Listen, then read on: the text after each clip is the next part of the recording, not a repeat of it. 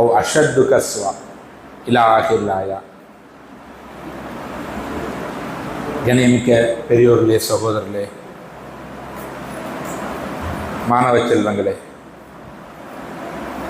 இஸ்லாம் அல்லாஹ் நமக்கு கொடுத்திருக்கக்கூடிய ஒரு மிகப்பெரிய அருட்கொடை. இஸ்லாத்தை ஏற்றுக்கொண்டிருக்கிறோம், அப்படிதானே? லா இலாஹ இல்லல்லாஹ் முஹம்மது ரசூலுல்லாஹ் ஸல்லல்லாஹு அலைஹி வஸல்லம், இந்த கலிமாவை நம்ம ஏற்றிருக்கோம். இந்த கலிமா என்பது ஒரு ஒப்பந்தம். கலிமா என்பது ஒரு ஒப்பந்தம். நீங்க ஸ்கூல்ல போய் சேர்றீங்க, உங்களுக்கு ஒரு அட்மிஷன் ஃபார்ம் கொடுக்குறாங்க, அதுல நிறைய நிபந்தனைகள் இருக்கு. அதுல கல்லூரியில போய் சேர்றீங்க, அங்கே ஒரு அட்மிஷன் ஃபார்ம் கொடுக்குறாங்க, அதுல நிறைய நிபந்தனைகள் இருக்கு. அந்த நிபந்தனைகள் எல்லாத்தையும் படிச்சுட்டு நீங்க அதுல ஒரு கையெழுத்து போடுறீங்க. இப்ப நீங்க கையெழுத்து போட்டுட்டீங்கன்னா நீங்க ஒரு ஒப்பந்தத்துக்குள்ள வந்துட்டீங்க. அந்த ஸ்கூல்ல படிக்கிற காலம் வரைக்கும், அந்த கல்லூரியில படிக்கிற காலம் வரைக்கும், அந்த கல்லூரி அந்த பள்ளியினுடைய முழு நிபந்தனைக்கு நான் கட்டுப்பட்டு நடப்பேன். கல்லூரி என்ன நடவடிக்கை எடுத்தாலும் அதை நான் ஏற்றுக்கொள்வேன். அப்படிங்கிறது தான் அந்த அட்மிஷன் ஃபார்முடைய நோக்கம்.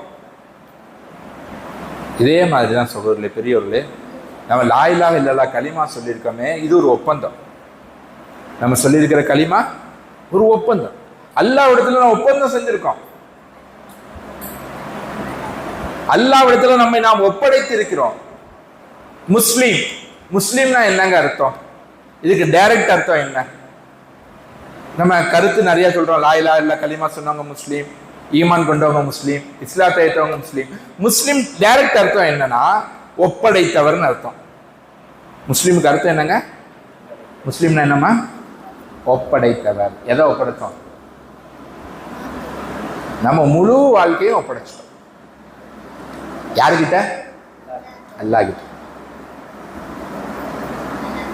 இப்ப எந்த ஒரு காரியத்தை நான் செய்தாலும் அது அல்லாஹ்வுக்காக வேண்டி மட்டும்தான் இருக்கணும். அல்லாஹ் என்ன காரியங்களை எல்லாம் ஏவி இருக்கிறானோ அது அனைத்தையும் நான் கண்டிப்பாக செய்ய வேண்டும். அல்லாஹ் எந்தெந்த காரியங்களை விட்டு நம்மை தடுத்திருக்கிறானோ அந்த அனைத்து காரியங்களை விட்டும் தடைந்து கொள்ள வேண்டும். இது ரெண்டுமே இஸ்லாம் தான். என்னதுங்க? அல்லாஹ் ஏவுனதை செய்யறதும் இஸ்லாம், அல்லாஹ் தடுத்ததை தவிர்த்திருப்பதும் இஸ்லாம். அல்லாஹ் ஒரு பாவத்தை தடுத்திருக்கான், உதாரணத்துக்கு பொய் சொல்றது பாவம், அல்லாஹ் தடை செஞ்சிருக்கான். இப்ப நான் தவிர்த்திருக்கணும், அப்பதான் நான் முஸ்லீம். புறம் பேசுறது பாவம், அல்லாஹ் தடுத்திருக்கான், நான் தவிர்த்து கொள்ளணும், அப்பதான் நான் முஸ்லீம். சரி, இப்ப இதுல எது ரொம்ப முக்கியம்? அல்லாஹ் ஏவுனதை செய்யறது ரொம்ப முக்கியமா, அல்லாஹ் தடுத்ததை விட்டு தவிர்த்து இருக்கிறது ரொம்ப முக்கியமா? அப்படின்னு பார்த்தா அல்லாஹ் எதை தடுத்திருக்கானோ அதை தவிர்த்து கொள்வதுதான் ரொம்ப ரொம்ப முக்கியமானது. அல்லாஹ் தடுத்த விஷயங்களை நம்ம தவிர்த்து கொள்ளாமல் அல்லாஹ் ஏவுன விஷயங்களை மட்டும் செஞ்சோம்னா அதுல எந்த பிரயோஜனமும் கிடையாது. உதாரணத்துக்கு அல்லாஹ் தஆலா புறம் பேசுறதை தடுத்திருக்கான், பொய் பேசுறதை தடுத்திருக்கான், திருடுறதை தடுத்திருக்கான், கேலி கிண்டல் பண்றதை தடுத்திருக்கான். இப்படி பல விஷயங்களை தடுத்திருக்கான். இப்ப இந்த எல்லா பாவங்களையும் ஒருத்தர் செஞ்சுக்கிட்டு அப்படியே இபாதத்தும் செய்யறாருன்னு வச்சுக்கோங்களேன், இவருடைய இபாதத்துல எந்த பிரயோஜனமும் இல்லாம போயிடும். இப்ப சகோதரர்களே, பெரியவர்களே, நம்ம எப்படி இபாதத் செய்யறதுக்காக வேண்டி முயற்சி செய்யறோமோ அதே மாதிரி இன்னும் சொல்ல போனா அதை விட ரொம்ப ரொம்ப முக்கியமா பாவத்தை விட்டு தவிர்த்து இருக்கிறதுக்காக வேண்டி முயற்சி செய்யணும். பாவங்களை விட்டு தவிர்த்து கொள்றதுக்காக வேண்டி முயற்சி செய்யணும். பாவத்தை விட்டு தவிராமல் இபாதத் அல்லாஹ்விடத்தில் ஏற்றுக்கொள்ளப்படாது. சகோதரர்களே, பெரியவர்களே, இப்ப பாவத்தை விட்டு தவிர்த்து இருக்க வேண்டும் என்று சொன்னால் என்ன? முதல்ல அதுக்கு என்ன நிபந்தனை? பாவத்தை விட்டு தவிர்த்து கொள்ளணும்னா அதுக்கு உலமாக்கள் சில வழிமுறைகளை நமக்கு சொல்லி காமிச்சிருக்காங்க. குர்ஆன் ஹதீஸுடைய ஒளியில இருந்து யாரு இதை சரியான முறையில பின்பற்றாங்களோ அவங்க பாவங்களை விட்டு தவிர்த்து கொள்வது லேசாக ஆகிவிடும். முதலாவது விஷயம், அல்லாஹ்வை நேசிக்கணும், அல்லாஹ்வை பிரியப்படணும். அல்லாஹ் என்ன செய்யணுமா? நேசிக்கணும். அம்மாவை நேசிக்கிறோம், அத்தாவை நேசிக்கிறோம், அண்ணன் தம்பி அக்கா தங்கச்சி இருந்தால் நேசிக்கிறோம், பெரியவங்களா இருந்தால் கணவன் மனைவியை நேசிக்கிறாங்க, மனைவி கணவனை நேசிக்கிறாங்க. இந்த எல்லா நேசத்தை விட அல்லாஹ்வுடைய நேசம் அதிகமாக வேண்டும். எப்போ ஒருத்தவங்களை நம்ம நேசிக்கக்கூடியவங்களா மாறி விடுவோமோ அப்ப அவங்களுக்கு பிடிச்சது எல்லாத்தையுமே நான் செய்வோம், அவங்க எதெல்லாம் பிடிக்காதோ அதை நம்ம செய்ய மாட்டோம். அப்படிதானே? ஒரு மனைவி, ஒரு பெண் இருக்காங்க, அவங்களுக்கு திருமணம் ஆயிடுச்சு, கணவன் வர்றாரு. இப்ப இந்த கணவனை சந்தோஷப்படுத்தணும்னு அவங்க நினைப்பாங்க. கணவனுக்கு எதெல்லாம் பிடிக்குமோ அது எல்லாத்தையுமே அவங்க செய்வாங்க. கணவனுக்கு எதெல்லாம் கோவப்படுத்துமோ அதை எல்லாத்தையும் விட்டு அவங்க தவிர்த்திருப்பாங்க. காரணம் என்ன? அந்த கணவன் மேல ஒரு முஹப்பத். நல்ல விஷயம்தான் அது. நபிமார்கள்ட்ட இருந்த சுன்னத். கணவன் மனைவியை நேசிப்பது, மனைவி கணவனை நேசிப்பது நபிமார்கள்ட்ட இருந்த சுன்னத், சஹாபாக்கள்கிட்ட இருந்த சுன்னத். அப்ப என்ன, உதாரணத்துக்காக வேண்டி சொல்கிறேன், ஒருவரை நாம் நேசித்து விட்டோம் என்றால் அவர் பிரியப்படுற எல்லாத்தையும் நம்ம செய்வோம், அவர் கோபப்படுற எல்லாத்தை விட்டு நம்ம தவிர்த்திருப்போம். இப்ப நமக்கு அல்லாஹ்வுடைய நேசம் உண்டாகிவிட்டதென்றால், அல்லாஹ்வுடைய நேசம் உண்டாகிவிட்டதென்றால் அல்லாஹ் தடுத்த எல்லா விஷயங்களை விட்டு நம்ம தவிர்த்து கொள்வோம். பாவங்களை நம்ம செய்யறோம் அப்படின்னா அதுக்கு அடிப்படையான காரணம் என்னவென்றால் அல்லாஹ்வுடைய நேசம் இல்லை. ஒருத்தர் சொல்றாரு, நான் அல்லாஹ்வை நேசிக்கிறேங்க, அல்லாஹ்வை நேசிக்கிறேன்னு சொல்றாரு, ஆனா எல்லா பாவத்தையும் செய்யறாரு. இப்படின்னா இவர் வாக்குறுதியில பொய்யா இருக்காருன்னு அர்த்தம். அப்படி இருக்க வாய்ப்பு இல்லை. ஒருத்தர் அல்லாஹ்வை நேசிச்சுக்கிட்டு அல்லாஹ் தடுத்த எல்லா பாவங்களையும் செய்ய மாட்டார். எப்ப அல்லாஹ்வுடைய நேசம் உள்ளத்தில் வந்து விடுகிறதோ அப்ப ஆட்டோமேட்டிக்கா அல்லாஹ் தடுத்த பாவங்களை விட்டு அவர் தவிர்த்து கொள்வார். அல்லாஹ் தடுத்த பாவங்களை விட்டு ஆட்டோமேட்டிக்கா. இப்ப சகோதரர்களே, பெரியவர்களே, அல்லாஹ்வை நேசிக்க வேண்டும், அல்லாஹ்வுடைய ரசூலை நேசிக்க வேண்டும். எந்த அளவுக்கு நேசிக்க வேண்டும் என்றால் அதுக்கு முன்மாதிரி தான் சஹாபாக்கள். சஹாபாக்கள் அல்லாஹ்வையும் நேசித்தார்கள், அல்லாஹ்வுடைய தூதரையும் நேசித்தார்கள். அல்லாஹ்வுடைய தூதரை சஹாபாக்கள் எந்த அளவுக்கு நேசித்தார்கள் என்றால், ஒரு சமயத்துல நபி ஸல்லல்லாஹு அலைஹி வஸல்லம் அவர்கள் ஒரு பாதையில சில சஹாபாக்களுடன் செல்கிறார்கள். பார்த்தா அங்கே ஒரு வீடு, ஒரு நல்ல ஒரு அழகாக பூர்த்தி செய்யப்பட்ட ஒரு வீடு இருக்குது. அந்த வீடு மேல ஒரு குப்பா இருக்குது. குப்பானா அப்படி மூடி இருக்கும்ல, மதீனா மாதிரி, மஸ்ஜித் நபவி மாதிரி மூடி இருக்கக்கூடிய ஒரு குப்பா அந்த கட்டடத்துக்கு மேல இருக்கு. ஒரு நல்ல வீடா இருக்கு. நபி ஸல்லல்லாஹு அலைஹி வஸல்லம் அந்த வீடு அப்படியே பார்த்துட்டு இது யாருடைய வீடுன்னு கேட்குறாங்க. கேட்டுட்டு நபி ஸல்லல்லாஹு அலைஹி வஸல்லம் போயிடுறாங்க. இப்ப கொஞ்ச நேரத்துக்கு பிறகு அந்த வீட்டுடைய உரிமையாளர் நபியை சந்திக்க வராரு, நபிக்கு சலாம் சொல்றாரு. நபி பதில் சொல்லல. நபி முகத்தை திருப்பிக்கிறாங்க. நபி ஸல்லல்லாஹு அலைஹி வஸல்லம் அந்த சஹாபிட்ட எந்த வார்த்தையும் சொல்லல.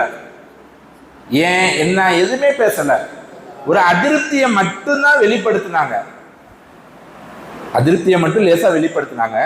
உடனே அந்த சஹாபி ரலியல்லாஹு அன்ஹு போனாங்க, வீட்டை இடிச்சு தரமட்டமாக்கிட்டாங்க. வீட்டை இடிச்சு தரமட்டமாக்கிட்டாங்க. தரமாக்கிட்டு நபி ஸல்லல்லாஹு அலைஹி வஸல்லம் இடத்துல வந்து சொன்னாங்க, யா ரசூலல்லாஹ், நீங்க எந்த வீட்டை கோபமா பார்த்தீங்களோ அந்த வீட்டை நான் தரமட்டமாக்கிட்டேன் அப்படின்னாங்க. இதுதான் நபி மேல இருந்த நேசம். நபி அந்த சஹாபியை கூப்பிட்டு, ஏன் இவ்வளவு அழகான வீடு கட்டுனீங்க, ஏன் இவ்வளவு பெருசா வீடு கட்டுனீங்க, ஏன் கட்டடத்துல வீண் விரயம் செஞ்சீங்க, அது மாதிரி எந்த கேள்வியும் கேட்கல. எந்த கேள்வியும் கேட்கல. திட்டல, அதட்டல, அடிக்கல, ஒண்ணுமே செய்யல. ஒரு கோபமான பார்வை தான் பார்த்தாங்க. ஒரு அதிருப்தியான கோபமான பார்வை கூட கிடையாது.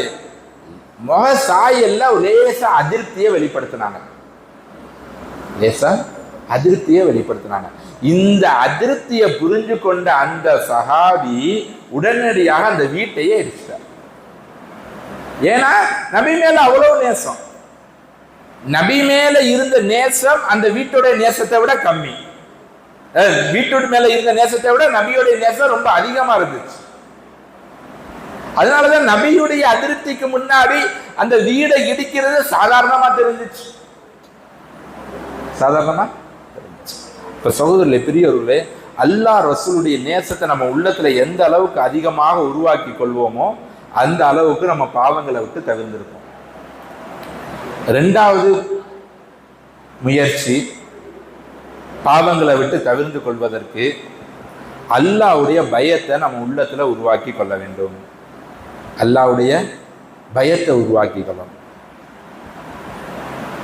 அல்லாஹ்வுடைய பயம் உள்ளத்துல வந்துருச்சுன்னா அவர் பாவங்களை செய்யறது என்ன, பாவங்களை நினைச்சு கூட பார்க்க மாட்டார். சகோதரர்களே, பெரியவர்களே, அல்லாஹ்வை பயப்படணும்னு குர்ஆன்ல அல்லாஹ் தஆலா பல இடங்கள்ல சொல்லி காட்டுகிறான். அம்மா மன் காஃப மகாம ரப்பிஹி வ நஹன் நஃப்ஸ அனில் ஹவா ஃபஇன்னல் ஜன்னத ஹியல் மஅவா. யார் அல்லாஹ்வுக்கு முன்னாடி நாளைக்கு கியாமத் நாள்ல நிற்க வேண்டும் என்று பயந்து, அல்லாஹ்வுக்கு முன்பாக நாளைக்கு கியாமத் நாள்ல நிக்கணுமே, நான் செஞ்ச ஒவ்வொரு செயலுக்கும் பதிலா அல்லாஹ் கிட்ட நான் பதில் சொல்லி ஆகணுமே அப்படிங்கிறத பயந்து பாவத்தை விட்டு தவிர்ந்து கொள்வாரோ அவருக்கு சொர்க்கம் இருக்கிறது. ஃபஇன்னல் ஜன்னத ஹியல் மஅவா. அவருக்கு தான் சொர்க்கம் தங்குமிடமாக இருக்கிறதுன்னு அல்லாஹ் சொல்றான். இப்போ சகோதரர்களே, பெரியவர்களே, நாளைக்கு நம்ம சொர்க்கத்துக்கு தகுதியுடையவர்களாக ஆக வேண்டும் என்று சொன்னால் அதற்கு முக்கியமான ஒரு நிபந்தனை, அல்லாஹ்வுக்கு நம்ம பயப்படணும். அல்லாஹ்வுக்கு நம்ம பயப்படணும். அல்லாஹ்விடத்துல அழுகணும். இது ஒரு முக்கியமான இபாதத். அழுகிறது இபாதத். அழுகிறது என்ன, ஏன், எப்படி அழுகணும், ஏன் அழுகணும்? அல்லாஹ்வுடைய பயத்தை நினைச்சு, கியாமத் நாள்ல அல்லாஹ்வுக்கு பதில் சொல்லி ஆகணுமேங்கிறத நினைச்சு அழுகிறது இருக்குதே, இது சலஃபு சாலிஹீன், முன்னோர்கள் நல்லடியார்களுடைய முக்கியமான ஒரு சுன்னத்தா இருந்துச்சு. இன்னைக்கு விடுபட்டு போன ஒரு முக்கியமான சுன்னத்தாக இருக்கு. என்னதுங்க? அல்லாஹ்வுக்கு முன்னாடி அழுகிறது. சகோதரர்களே, பெரியவர்களே, அல்லாஹ் தஆலா திருமறையில சொல்லி காட்டுகிறான், சில நபர்களுடைய உள்ளங்கள் அவர்கள் செஞ்ச பாவத்தின் காரணமாக கல்லாக மாறிவிட்டது. கல்லாக, கல் மாதிரி கடினத்தன்மையுடையதாக ஆகிவிட்டது. சும்ம கசத் குலூபுக்கும் மின் பாதி ஸாலிக். அந்த மனிதர்கள், சில கூட்டத்தார்களை பத்தி அல்லாஹ் சொல்றான், கசத் குலூபுக்கும், அவருடைய உள்ளங்கள்லாம் கல்லாயிருச்சுன்னு அல்லாஹ் சொல்றான். அல்லாஹ்வை பயப்படாத உள்ளம் அது உள்ளம் கிடையாது, அது ஒரு கல்லு. அது ஒரு கல். அல்லாஹ் சொல்றான், சும்ம கசத் குலூபுக்கும் மின் பாதி ஸாலிக் ஃபஹிய கல் ஹிஜாரா. அந்த உள்ள எப்படிப்பட்டது தெரியுமா? கல்லு மாதிரி.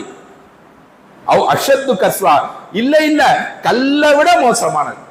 யார் அல்லாஹ்வுக்கு பயப்படாத உள்ளம் இருக்குது, அது கல்லை விட மோசமான உள்ளம். அல்லாஹ் சொல்றான் அஷத்து கஸ்வா. அப்படி சொல்லிட்டு அல்லாஹ் சொல்றான், இன்ன மினல் ஹிஜாரா, சில கல் இருக்குது, யதஃபஜ்ஜரு மின்ஹுல் அன்ஹார். அந்த கல்லு எப்படிப்பட்ட கல்லு தெரியுமா? அந்த கல்லு உடைஞ்சிச்சுன்னா அதுல இருந்து அருவி தண்ணி வரும். கல்லு தாங்க நம்ம அருவிகள்ல பாக்குறோம், குற்றாலத்துல பார்ப்போம், நம்ம பக்கத்துல குட்டுப்பட்டி இருக்கு, இதெல்லாம் பார்க்கலாம். கல்லு தான், ஆனா அந்த கல்லு உடைஞ்சு இருக்குது, அதுல இருந்து அருவி தண்ணி வருது.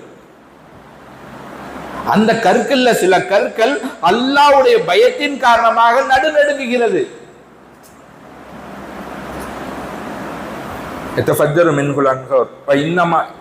அதுக்கடுத்து அல்லாஹ் சொல்றான், அதான் இந்த கருத்துப்படி அல்லாஹ் சொல்றான், அவைகள் அல்லாஹ்வுடைய பயத்தின் காரணமாக நடுநடுங்குகிறது, உருண்டு ஓடுகிறது. நம்மலாம் நிறைய இடத்துல பாக்குறோம், மண் சரிவு, மலை சரிவு, திடீர்னு மலை சரிஞ்சு உளுந்துருச்சு. போன வருஷம் கூட கேரளால நடந்துச்சு, நம்ம பார்த்தோம். மலை என்ன நினைச்சுங்க, அப்படியே அழிஞ்சு ஒரு 3-4 கிராமத்தை மொத்தமா அழிச்சிருச்சு. நம்ம அதை ஒரு பூகம்பம்னு சொல்லுவோம், அல்லது நிலச்சரிவும்போம். அல்லாஹ் சொல்றான், அது அல்லாஹ்வுடைய பயத்தினால அப்படி நடந்துச்சுன்னு சூரத்துல் பக்கரால அல்லாஹ் சொல்லி காட்டுறான். நம்ம நிலச்சரிவுங்கிறோம், அல்லாஹ் சொல்றான் அது அல்லாஹ்வுடைய பயம்ங்கிறான். அல்லாஹ்வுடைய பயத்தினால கல்லு பொளந்து தண்ணி வருது, அல்லாஹ்வுடைய பயத்தினால கல்லு நடுநடுங்கி விரண்டு ஓடு. அப்ப சகோதரர்களே, பெரியவர்களே, இப்ப நம்முடைய உள்ளங்கள் அல்லாஹ்வுக்கு பயந்த உள்ளமாக மாற வேண்டும். அல்லாஹ்வுடைய பயத்தை நினைத்து நம்ம உள்ளங்கள் அழுக வேண்டும். நபி சொன்னாங்க, இபுக்கு, அழுது துவா செய்யுங்கள். அல்லாஹ் கிட்ட துவா செய்யும் போது அழுது துவா செய்யுங்கள். ஃபஇன் லம் தபுகு ஃபதபாகு. உங்களுக்கு அழுக வரலையா, அழுகிற மாதிரி சைக்கினையாவது செய்யுங்கன்னு சொன்னாங்க நபி. ஃபஇன் லம் தபுகு ஃபதபாகு. உங்களுக்கு அழுக வரலையா, அழுகிற மாதிரி முகபாவனையை வச்சுக்கிட்டாவது அல்லாஹ் கிட்ட துவா செய்யுங்க அப்படின்னா. அப்ப அல்லாஹ் கிட்ட அழுக வேண்டும். மூசா அலைஹிஸ்ஸலாம் அவர்கள் ஒரு சமயத்துல பாதையில் நடந்து சென்று கொண்டிருக்கிறார்கள். நபிமார்களுக்கு அல்லாஹ் தஆலா இந்த கற்களுக்கெல்லாம் பேசக்கூடிய வாய்ப்பை கொடுப்பான். கல்லுக்கிட்ட பேசுவாங்க மூசா அலைஹிஸ்ஸலாம். அப்போ ஒரு கல்லை பார்க்கறாங்க, அந்த கல் அழுதுகிட்டு இருக்கு. கல்லு அழுகுது. மூசா அலைஹிஸ்ஸலாம் கேட்டாங்க, ஏன் நீ அழுகிற? உனக்கு ஷரியத்து கிடையாது, உனக்கு இஸ்லாம் கிடையாது, உனக்கு எந்த விதமான கட்டளையும் கிடையாது. நாளைக்கு கியாமத் நாள்ல உனக்கு விசாரணை கிடையாது. மனுஷனுக்கும் ஜின்னுக்கும் தான் விசாரணை. நாளைக்கு கியாமத்துடைய நாள்ல மனுஷனுக்கும் ஜின்னுக்கும் மட்டும் தான் விசாரணை. வேற எந்த பொருளுக்கும் விசாரணை கிடையாது. அது மண்ணோட மண்ணா அப்படியே மக்கி போயிடும், அழிஞ்சு போயிடும். மூசா அலைஹிஸ்ஸலாம் கேட்டாங்க, நீ ஏன் அழுகிற? அப்ப அந்த கல் சொன்னுச்சு, அல்லாஹ் சொல்றான், நாளைக்கு நரகத்துடைய எரிபொருளா மனுஷனும் கல்லும் இருப்பாங்கன்னு அல்லாஹ் சொல்றான்.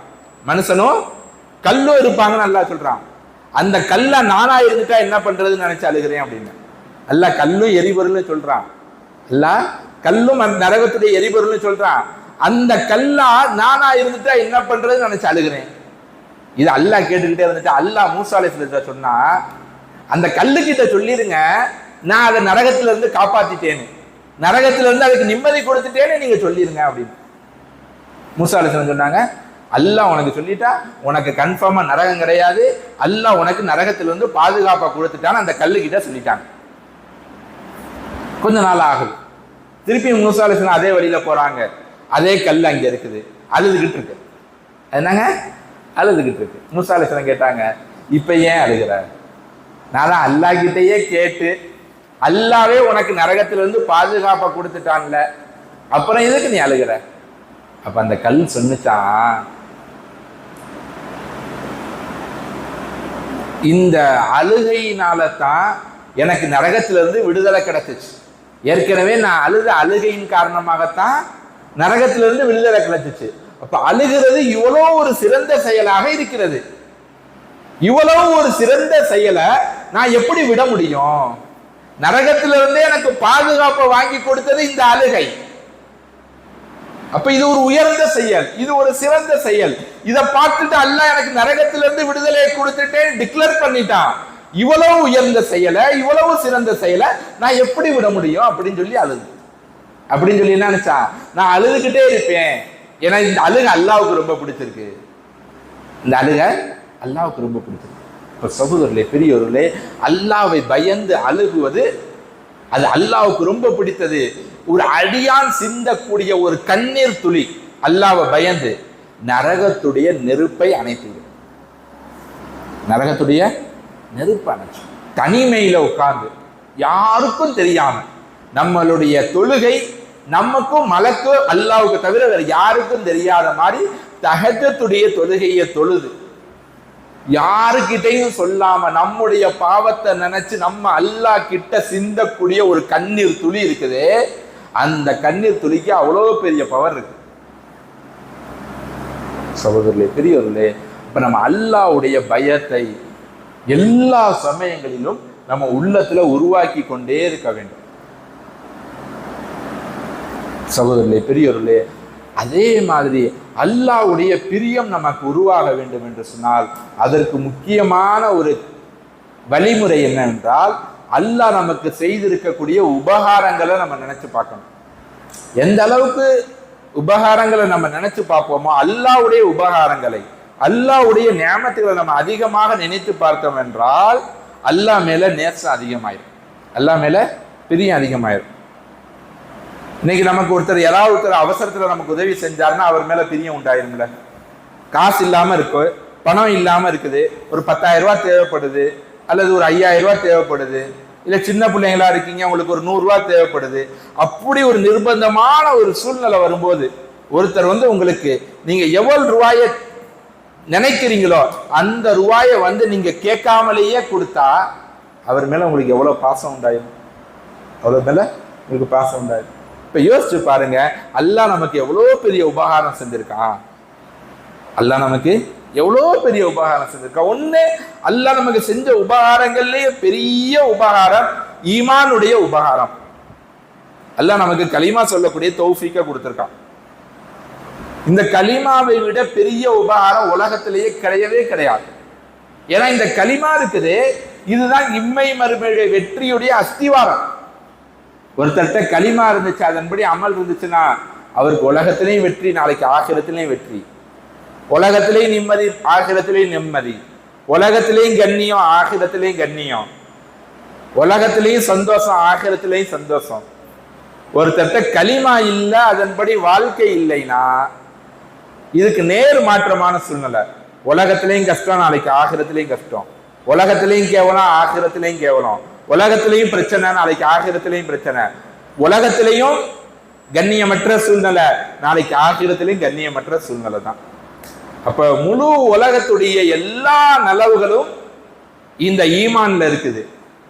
முழு ஈருலகத்தினுடைய எல்லா கெடுதிகளும் ஈமானை விட்டு தூரமாகிறதுல இருக்குது. அப்ப நம்மளுடைய அடிப்படையான விஷயம், இம்மை மறுமையுடைய எல்லா நலவுகளுக்கும் அடிப்படையாக இருக்கக்கூடியது ஈமானையும் நல்ல அமல்களையும் அதிகமாக செய்ய வேண்டும். எப்ப நம்ம இந்த பாவங்களை விட்டு தவிர்த்து கொள்வோமோ, இப்ப ஆட்டோமேட்டிக்கா நமக்கு இபாதத் செய்யக்கூடிய ஆசையும் தேட்டமும் ஆர்வமும் உண்டாகிடும். இன்னைக்கு இபாதத் செய்யறது நமக்கு சிரமமா இருக்கிறதுக்கு காரணம் என்ன தெரியுமா? நம்முடைய பாவங்கள். நம்முடைய பாவங்கள். ஒருத்தனுக்கு காய்ச்சலா இருக்குது, ஒருத்தனுக்கு காய்ச்சல் இருந்தா எப்படி இருக்கும்? வாயெல்லாம் கசக்கும், வாய் கசக்கும். இப்ப அவருக்கு பிரியாணி சாப்பிட்றது டேஸ்டே தெரியாது.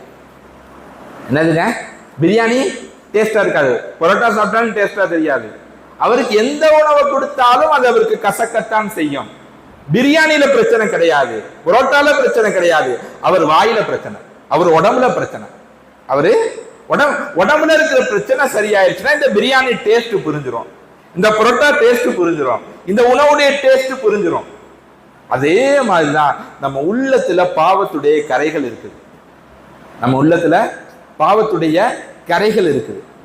இந்த கரைகள் நம்ம உள்ளத்தை விட்டு நீங்கிருச்சுன்னா தொழுகையில இன்பமோ இன்பம், சந்தோஷமோ சந்தோஷம் தான். தொழுகிறது சிரமமா இருக்காது. தொழுகிறது எப்படி இருக்கும்?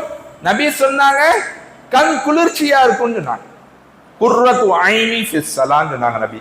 என் கண்களின் குளிர்ச்சி தொழுகையில் உள்ளது அப்படின்னாங்க.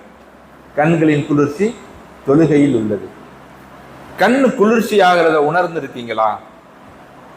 கடுமையான வெயில்ல பயணம் செஞ்சுட்டு பைக்ல அல்லது கார்ல ஒரு 10 கிலோமீட்டர் 15 கிலோமீட்டர் கடுமையான வெயில்ல பயணம் செஞ்சுட்டு அதுக்கப்புறம் ஒரு மடல் தண்ணி குடிச்சிங்கன்னு வச்சுக்கோங்களேன், நம்ம உடம்பு ஃபுல்லா கூலிங் ஆகிறது நமக்கு தெரியும். அப்படியே நம்ம கண்ணே கூலிங் ஆகிறது நம்ம தெரியும். நல்ல வெயில்ல வேலை செஞ்சுட்டு நீங்க தண்ணி குடிச்சிங்கன்னா உணர்ந்து பார்ப்பீங்க, கண்ணு குளிர்ச்சி ஆகிற மாதிரி தெரியும். நம்ம நெஞ்சு, நம்ம வயிறெல்லாம் குளிர்ச்சி ஆகிற மாதிரி ஒரு தெரியும், ரொம்ப கடுமையா வேலை செஞ்சுட்டு தண்ணி குடிச்சோம்னா. இது மாதிரி அப்ப அந்த தண்ணி குடிக்கும் போது ஒரு சந்தோஷம் வருது பாத்தீங்களா? அது மாதிரி ஒரு சந்தோஷம் நம்ம தொழுகும் போது நமக்கு கிடைக்கும். அது மாதிரி ஒரு சந்தோஷம் தொழுகும் போது கிடைக்கும். எப்ப நம்ம உள்ளம் பரிசுத்தமான உள்ளமாக இருந்தா. உள்ளத்துல பிரச்சனை இருக்குது, உள்ளத்துல அழுக்கு இருக்கு அப்படின்னா நமக்கு தொழுகை சிரமமாக தெரியும். ஒரு நாளைக்கு 5 நேர தொழுகையே நமக்கு கஷ்டமா தெரியுது. இன்னைக்கு என்னங்க, ஒரு நாளைக்கு 5 நேரம் தொழுகிறதே நமக்கு கஷ்டமா இருக்கு. ஆனா சஹாபாக்கள் எல்லாம் ஒரு நாளைக்கு அவங்க இரவு முழுவதும் நின்று வணங்குவதை கூட ரொம்ப சாதாரணமா செய்வாங்க. அது அவங்களுக்கு பெருசா தெரியாது. இன்னும் சொல்ல போனா இரவு முழுவதும் இபாதத் செஞ்சுட்டு இரவு ரொம்ப கம்மியா இருக்குதுன்னு வருத்தப்படுவாங்க. ஃபாத்திமா ரலியல்லாஹு அன்ஹா, நபி ஸல்லல்லாஹு அலைஹி வஸல்லம் அவருடைய அன்பு மகள், நாளைக்கு சொர்க்கத்துல பெண்களுக்கெல்லாம் தலைவியாக இருக்கக்கூடியவங்க, எல்லா பெண்களுக்கும் அழகிய முன்மாதிரி ஃபாத்திமா ரலியல்லாஹு அன்ஹா. அந்த ஃபாத்திமா ரலியல்லாஹு அன்ஹா அவங்க சொல்றாங்க, இரவு முழுவதும் நின்று வணங்குவார்கள். ஃபஜ்ருக்கு பாங்கு சொல்லப்பட்டுவிடும். ஃபஜ்ருக்கு பாங்கு சொன்னதுக்கு அப்புறம் ஃபாத்திமா ரலியல்லாஹு அன்ஹா சொல்லுவாங்களா, இரவு ரொம்ப கம்மி ஆயிருச்சு அப்படிமாங்களாம். இரவு ரொம்ப கம்மியா இருக்குது, இன்னும் நீளமா இருந்திருந்தா இன்னும் நிறைய இபாதத் செஞ்சிருப்பேனே அப்படிமாங்க. இன்னைக்கு நமக்கு ஃபஜ்ர்ல எந்திரிச்சு தொழுகிறது சிரமமா தெரியுது. ஃபஜ்ர் தொழுகிறது சிரமமா இருக்கு. சகோதரர்களே, பெரியவர்களே, நம்ம 5 நேர தொழுகையையும் கரெக்டாக தொழுகணும். அதே மாதிரி தஹஜ்ஜுடைய தொழுகை தொழுகணும். தஹஜ்ஜுடைய தொழுகை இருக்குதே, சொர்க்கத்துக்கு போறதுக்கு ஈஸியான வழி. நபி சொன்னாங்க, புகாரியில் வருது. புகாரியுடைய சிறப்புகளை பற்றி முன்னாடி பேசின இமாம் கூட சொல்லியிருப்பாங்க, நிறைய சிறப்புகளை சொன்னாங்க. அது புகாரில வரக்கூடிய ஒரு ஹதீஸ். புகாரியுடைய ஆரம்ப பாபுகள்லேயே வருது.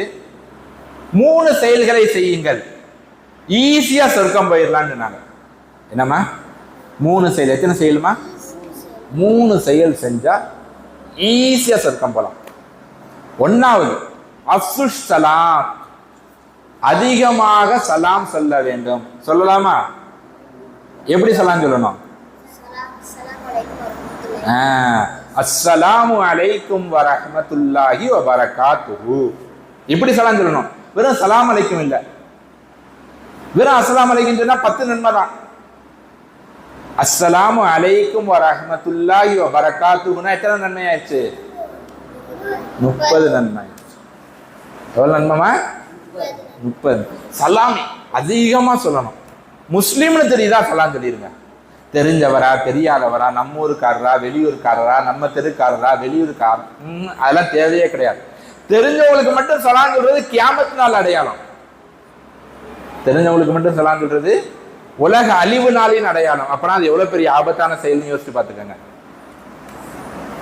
அப்ப தெரிஞ்சவங்க தெரியாதவங்க எல்லாருக்கும் அஸ்ஸலாமு அலைக்கும் வரஹ்மத்துல்லாஹி வபரகாத்துஹுன்னு சொல்லணும்.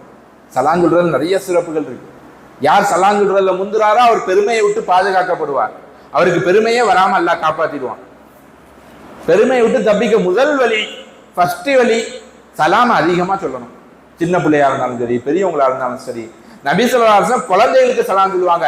விளையாண்டுகிட்டு இருக்கிற குழந்தைகளுக்கு நபி சலாம் சொல்லுவாங்க. சில நேரம் பிள்ளைங்க நபிக்கு சலாம் சொல்லுவாங்க. நபி குழந்தைகள்கிட்ட அவ்வளவு பாசமா பழகி இருக்காங்க. அப்ப நம்ம குழந்தைகளுக்கு சலாம் சொல்லணும்.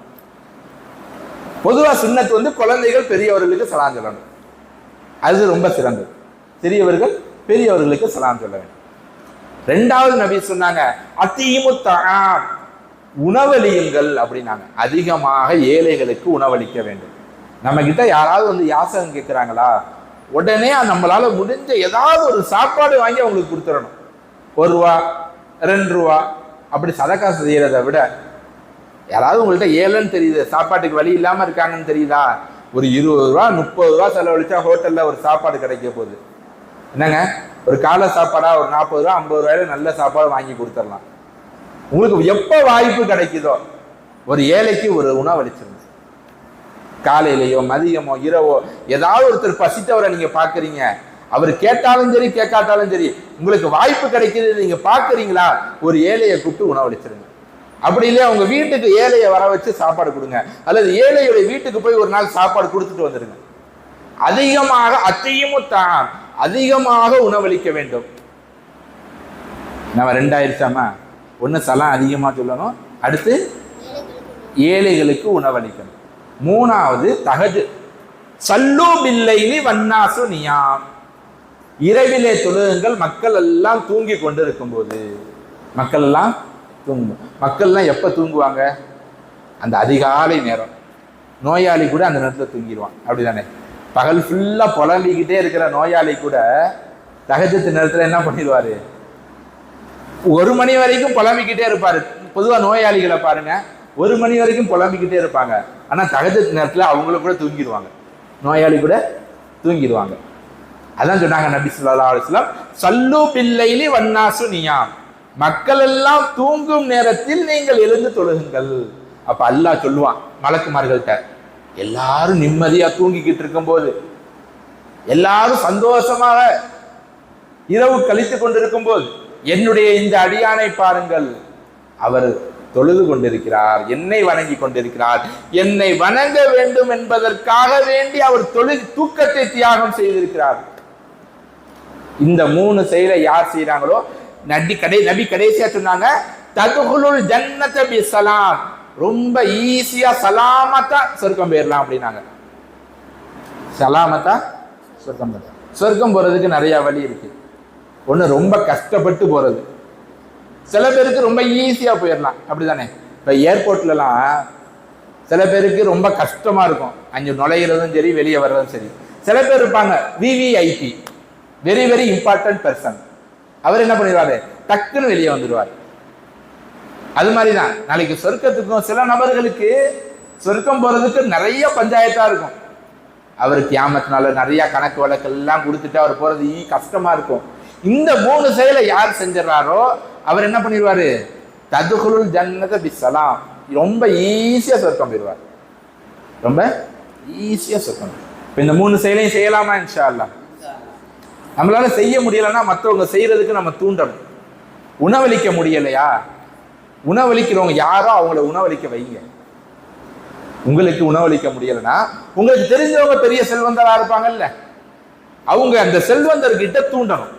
உணவளிக்கிறது சிறப்பானது, உணவளிக்கிறதுல நிறைய நன்மை இருக்குது அப்படின்னு என்ன பண்ணணுங்க, தூண்டணும்.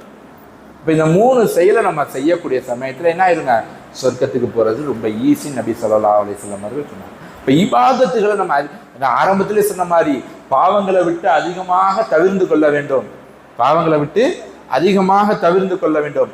அதோடு சேர்த்து இபாதத்துகளை அதிகமாக செய்ய வேண்டும்.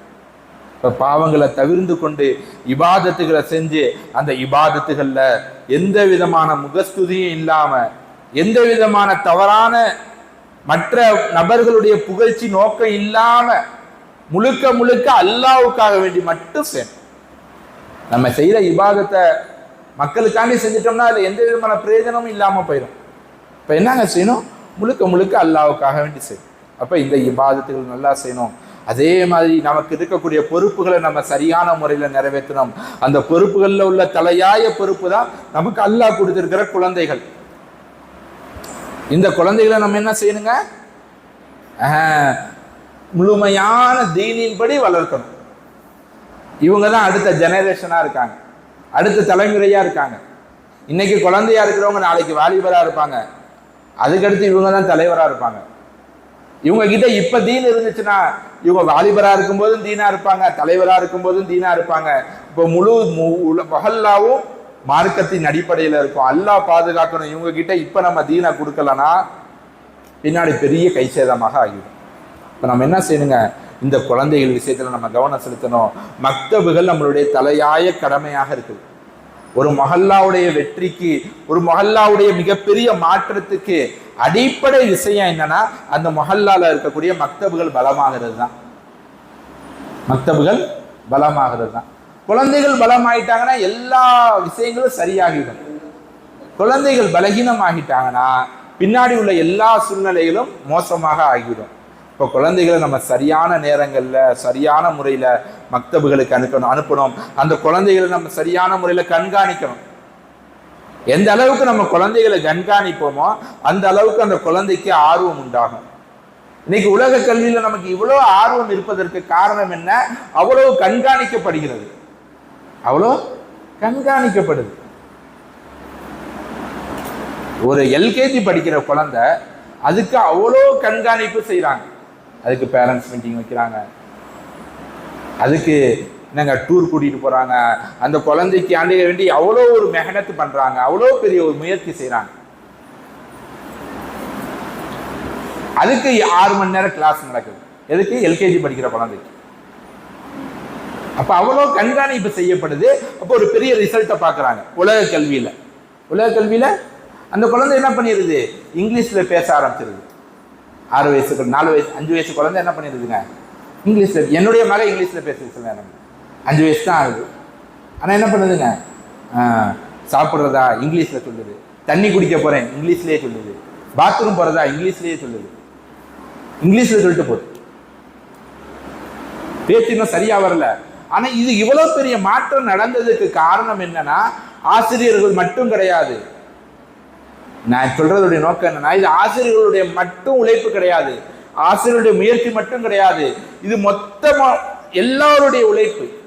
அந்த ஸ்கூலுடைய சிஸ்டமேட்டிக்கு, அந்த ஸ்கூலுடைய ஆசிரியர்கள், அந்த பிள்ளைகளுடைய பெற்றோர்கள், இவங்க 3 பேரும் கொடுத்த முக்கியத்துவம். பேரண்ட்ஸ் பிள்ளைய ஸ்கூலுக்கு அனுப்பலன்னா இது நடந்திருக்குமா? பேரண்ட்ஸ் பிள்ளைய ஸ்கூலுக்கு சரியான டயத்துக்கு அனுப்பலன்னா இது நடந்திருக்குமா? நடந்திருக்காது.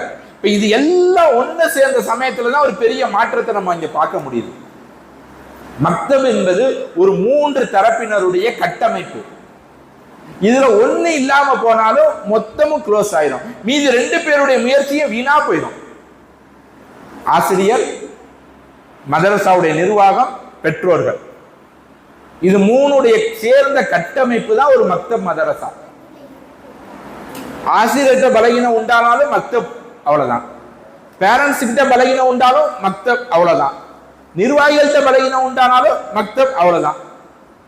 இந்த 3 பேரும் சேர்ந்து இந்த மக்தபுகளை, மக்காத்தீபுகளை சரியான முறையில கொண்டு போகணுங்கிற ஒரே சிந்தனையில இருந்தா மட்டும் பத்தாது, முயற்சியும் செய்தார்கள் என்றால் அதற்குண்டான எல்லா உடலை உள்ளத்தை செலவழிப்பது, பொருளை செலவழிப்பது, நேரத்தை செலவழிப்பது, இது எல்லாத்தையும் முறையாக செலவழிக்கப்பட்டால் இன்ஷா அல்லாஹ் ஒரு பெரிய மாற்றம், ஒரு நல்ல திறன்பட்ட ஒரு முன்னேற்றம் அடைந்த மக்தபுகளை நம்ம உருவாக்கலாம். அப்ப அதற்காக வேண்டி நம்ம முழுமையான ஒத்துழைப்பு கொடுப்போமா? இன்ஷா அல்லாஹ். இன்ஷா அல்லாஹ் இந்த நம்ம என்னென்ன விஷயங்களை பேசப்பட்டதோ கேட்கப்பட்டதோ அது அனைத்தையும் அமல் செய்யக்கூடிய தௌஃபீக்கை அல்லாஹ் தஆலா தந்தருள் புரிவானாக. பயான்லேயே ரொம்ப பரக்கத்தான பயான் எதுனா அமல் செய்கிற பயான் தான். என்னங்க, இன்னைக்கு நிறைய பயான்கள் பேசப்படுது, நிறைய பயான்கள் கேட்கப்படுது. ஆனா பயான்களுடைய பரக்கத்து இல்லாம போயிடுச்சு. பயானுடைய பரக்கத்து என்ன தெரியுமா? ஒவ்வொன்றிலையும் பரக்கத்து இருக்குது. பயானுடைய பரக்கத்து என்னன்னா, கேட்ட பயான் படி நம்ம அமல் செஞ்சிட்டோம்னா அது பரக்கத்தான பயான். கேட்ட பயான் படி அமல் செய்யலைன்னா அது பரக்கத் இல்லாத பயான். அது உங்களுக்கும் எனக்கும் சரி, எனக்கு நானா இருந்தாலும் சரி, நானும் அமல் செய்வதன் பால் தேவையுடையவன் தான். இன்னும் சொல்ல போனா எல்லாரையும் விட நான் அதிக தேவையுடையவன். இப்ப சகோதரர்களை, பெரியவர்களை, நம்ம பயான்கள் நிறைய கேட்டோம். அல்ஹம்துலில்லாஹ், மாஷா அல்லாஹ், நிறைய விஷயங்கள் பேசப்பட்டது கேட்டோம். இதை எல்லாவற்றையும் அமல் செய்ய வேண்டும் என்ற உறுதியான எண்ணத்தோட நம்ம வெளியேறுவோம். நம்ம எப்படி எண்ணம் வைக்கிறோமோ அது மாதிரி அல்லாஹ் உதவி செய்வான். நம்முடைய எண்ணங்கள் எப்படி இருக்கோ அது மாதிரி அல்லாஹ் நம்ம கிட்ட நடந்துக்குவான், நபி சொன்னாங்க. அப்ப அந்த அடிப்படையில நம்ம கேட்ட பயானின்படி அமல் செய்யக்கூடிய தௌஃபீக்கை அல்லாஹ் தஆலா அந்த சூழ்நிலையை நமக்கு உருவாக்கி தந்தருள் புரிவானாக. வாஹிர் தாவானா அல்ஹம்துலில்லாஹி ரப்பில் ஆலமீன்.